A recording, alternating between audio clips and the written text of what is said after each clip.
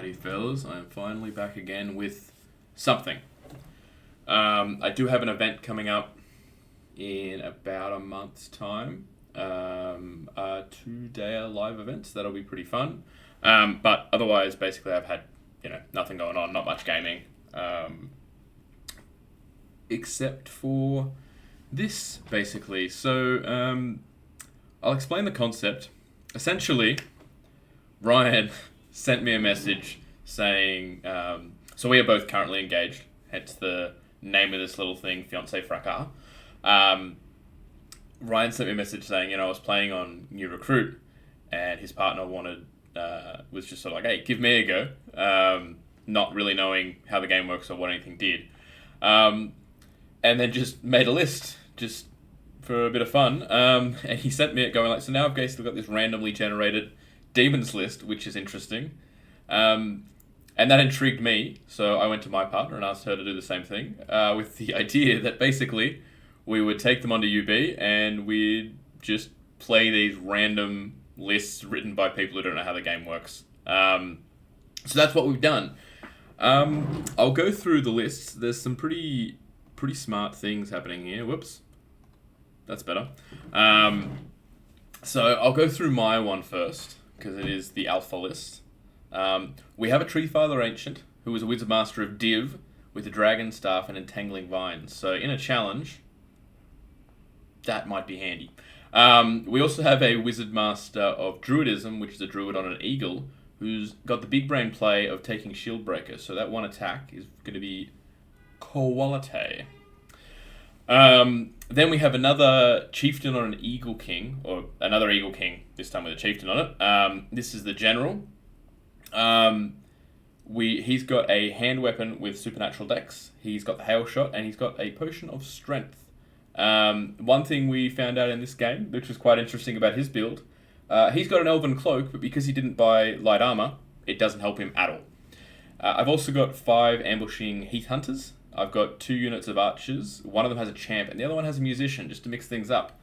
We've also got 15 Forest Guard, one of them with the Legion standard, and another unit of 15 with no banner at all.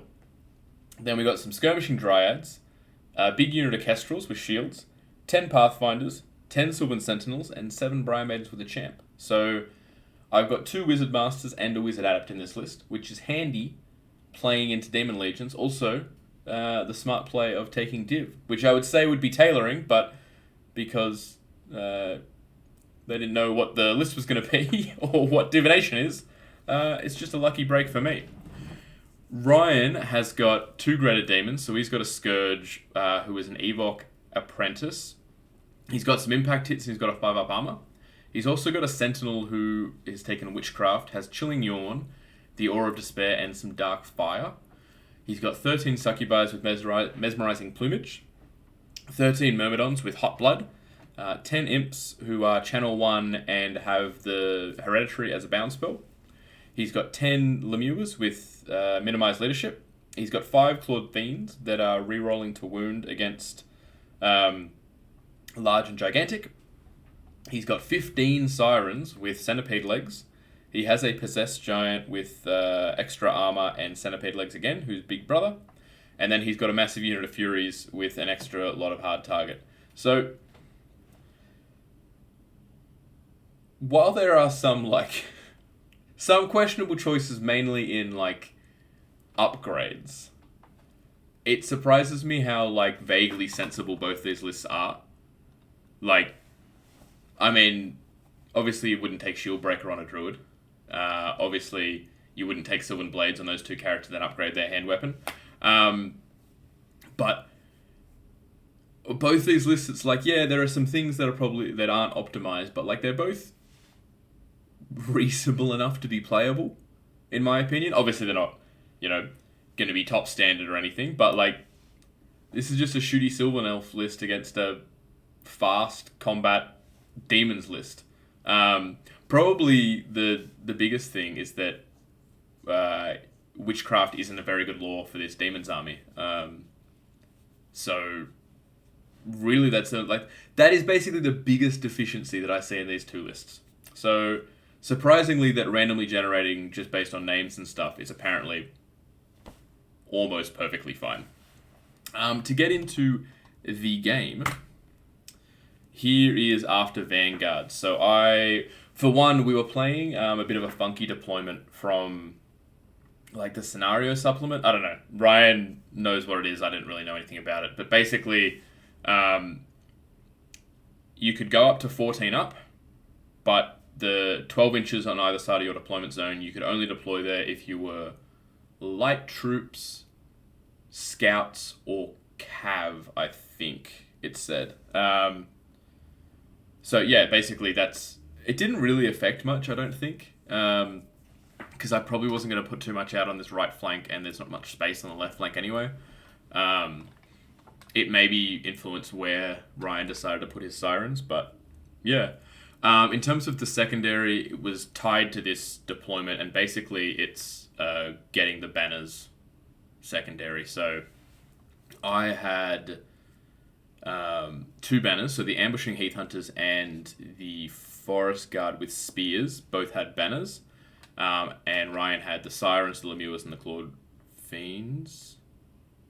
Oh no, I needed to pick 3 of these. Anyway, I should have picked 3. So he had 4 options because he's got 4 banners. So I needed to pick 3 of them. I didn't do that. We just sort of played it as it is. And the scenario is basically whoever has more of their chosen units at the end of the game wins. So in this case, I had 2 banners, and I would have had to choose 3 of Ryan's banners, 4 banner units. So essentially, he starts up 3-2, and then it's up to me to keep my banners alive and to kill his banners, which is just sort of like a little bit. It's sort of just like the scoring objective, but kind of better, I think, because it's less punishing for armies that take a lot of scoring. So I think, in actual fact, this is kind of just a better version of... I might be missing a few ways this is a bit exploitable or anything, but I think it's just a better version of Capture the Flags, whatever the scoring one is, because it just seems like it isn't as punishing while you're getting basically the same mechanic. And I think you could do the same thing with scoring, of just if your opponent has more than 3 scoring, just pick 3 rather than punishing someone who takes lots of scoring. Because you don't see many lists with heaps of scoring. I don't think it's usually a great way to play the game, because usually they're tied to the slower blocks. So it might be a bit interesting to allow that, and people would have the chance then to... Man, I'm losing my track of thought here. You know what I'm saying, though. Complete my thought in your own head. Anyway, this was after Vanguard. I was basically just hiding my Druid here because I didn't really know where he wanted to be at this point. I was expecting to be fairly defensive.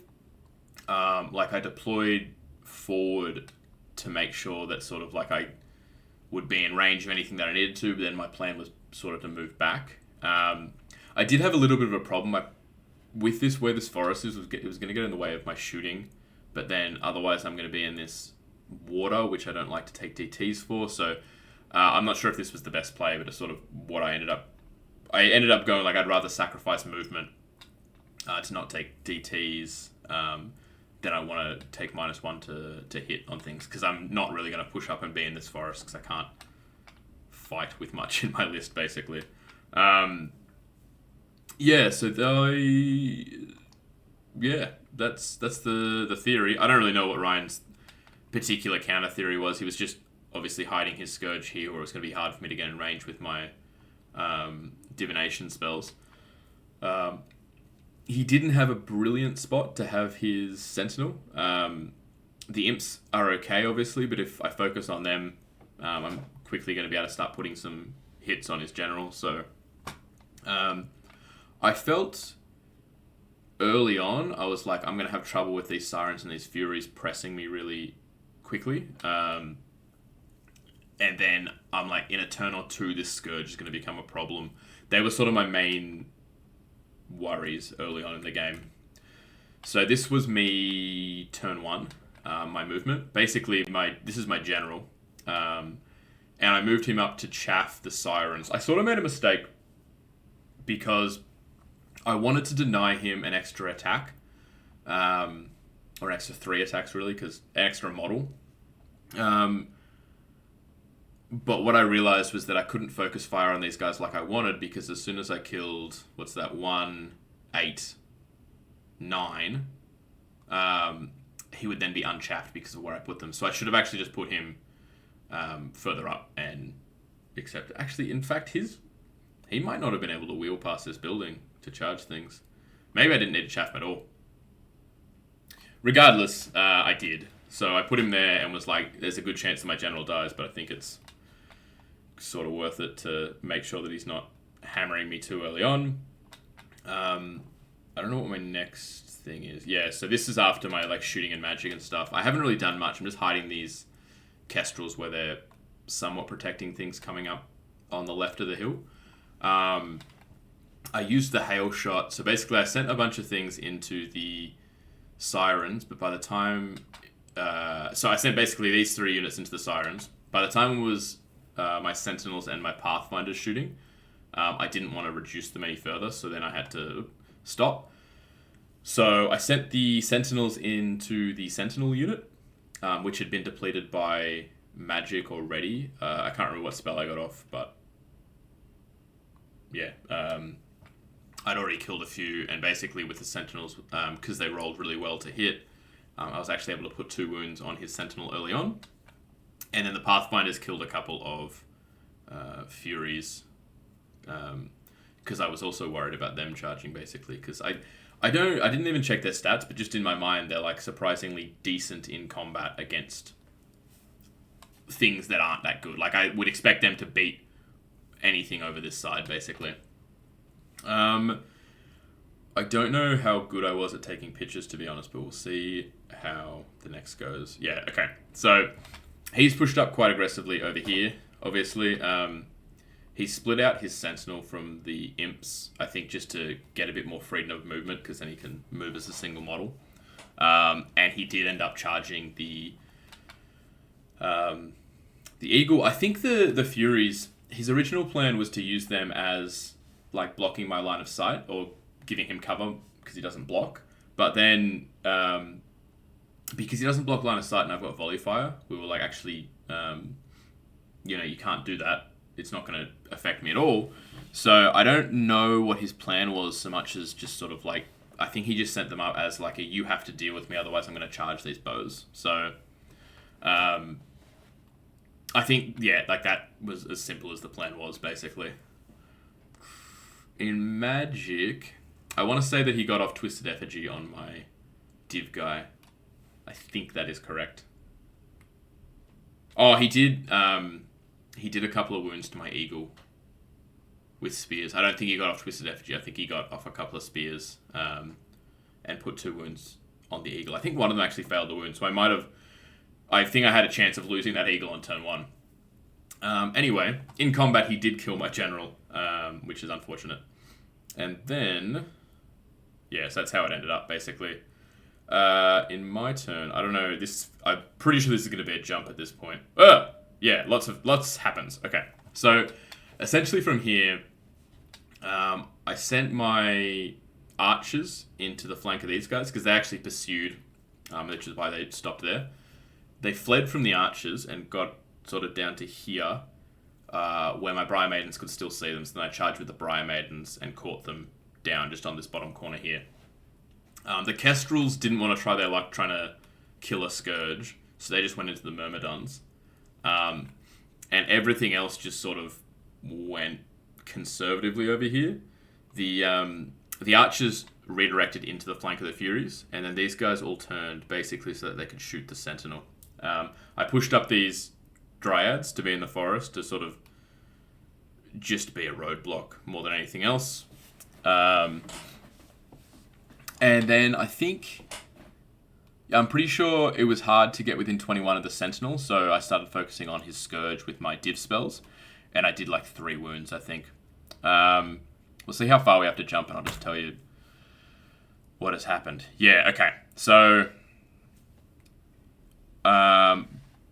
basically, if we go back here, my Kestrels blew up the Myrmidons. And he charged his Scourge and his Clawed Fiends into the Dryads. He needed to send the Clawed Fiends because he couldn't just send the Scourge, because I could have just declared a challenge with my champ and been stubborn in the forest. Which might have actually been good for him, because if I trap him there, he's in the forest for my turn when I would be wanting to kill him with magic. But then maybe I can raise my champ. Yeah, I don't know. The Lemures, so I killed all the Furies, including with the break check.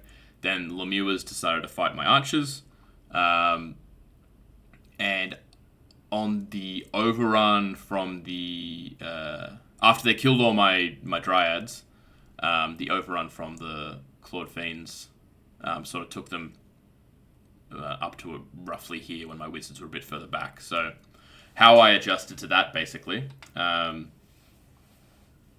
is that I put the Treeman, the Treefather Ancient, where the Scourge couldn't charge him and only the Clawed Fiends could charge him. I put my Druid guy back sort of as far as he could go. I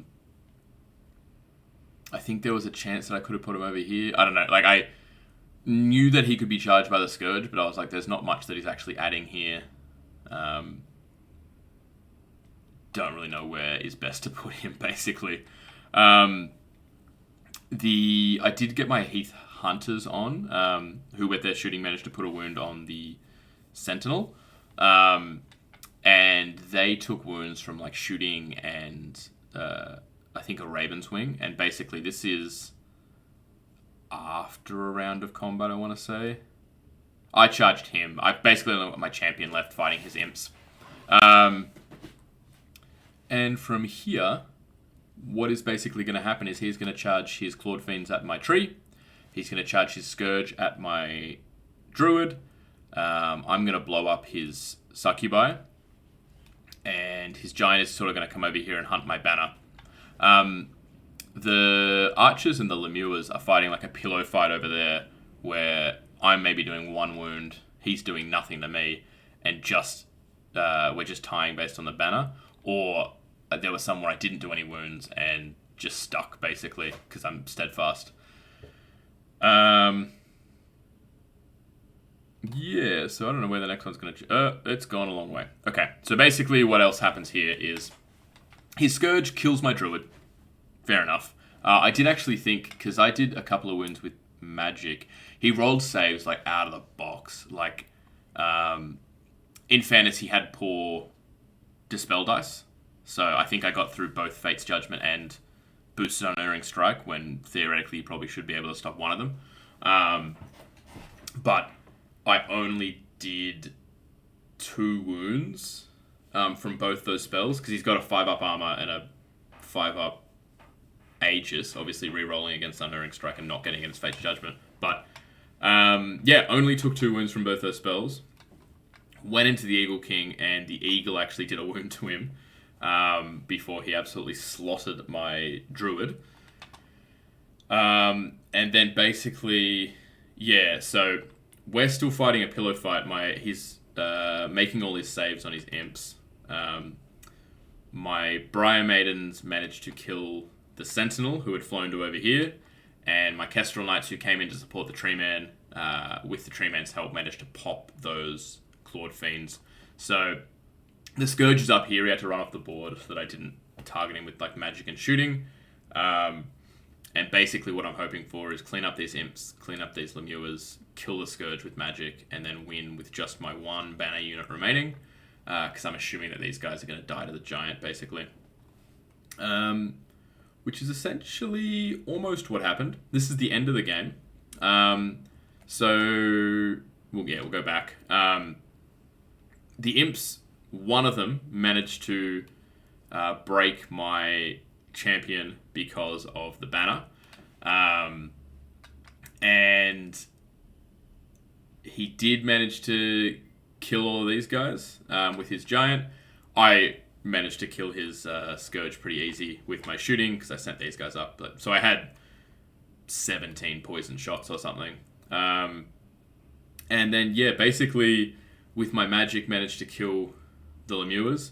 the Briar Maidens came down and finished off the imps after they ran down my my cav, and then basically the game ended with me having one Kestrel Knight alive, my Treeman Ancient alive, who got charged at the end by a giant, but the giant didn't manage to do any wounds. My Briar Maidens and my Sentinels were alive. So, nice fun game. Ended up being a 14-6 to me with a drawn objective. And honestly, like, both lists seemed fine, seemed perfectly usable. The game still seemed quite tactical. I'd never really used a list with this much shooting before. So I think there are probably a lot of things in my game that, and like my approach to it, that probably should change. And I think it was made a lot easier by the fact that, I mean, I had a shooting list and I'm not really familiar with them. I don't know how to play them very well.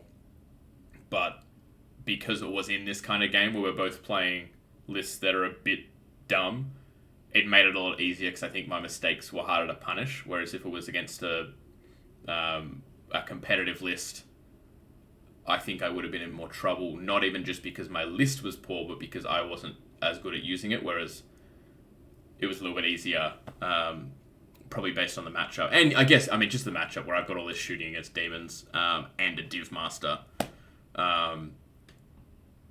made it easier. Yeah, I don't know, like, it was weird, though, how reasonable both lists seemed to be when you got them on the board. Like, you change a few things in, like, character kit and maybe a few choices, because in a regular game I'd need more scoring than I had. And I think this list is, like, fine.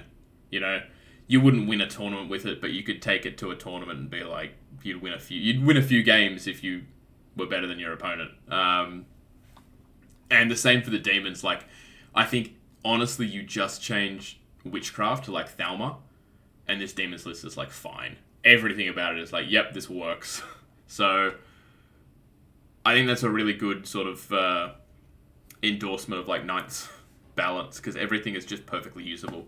And obviously, I get, in a matchup like this, they seem more usable because they're both dumb lists, but it's... Like, I think even against fine lists, particularly you just change the lore on the demons. I think that demon's army is like... I mean, obviously it's not top tier, but perfectly capable of winning multiple games with a player who plays it well. So, I thought that was pretty cool. Anyway, that's about all I had to say. I'll probably have more videos coming up, you know, in the next little while, because I'll have... probably lists to talk about with the event that I'm going to, and then after that I'll obviously have games. So there might actually be a little bit of action happening on the channel. So we'll see how that goes. Thanks, guys.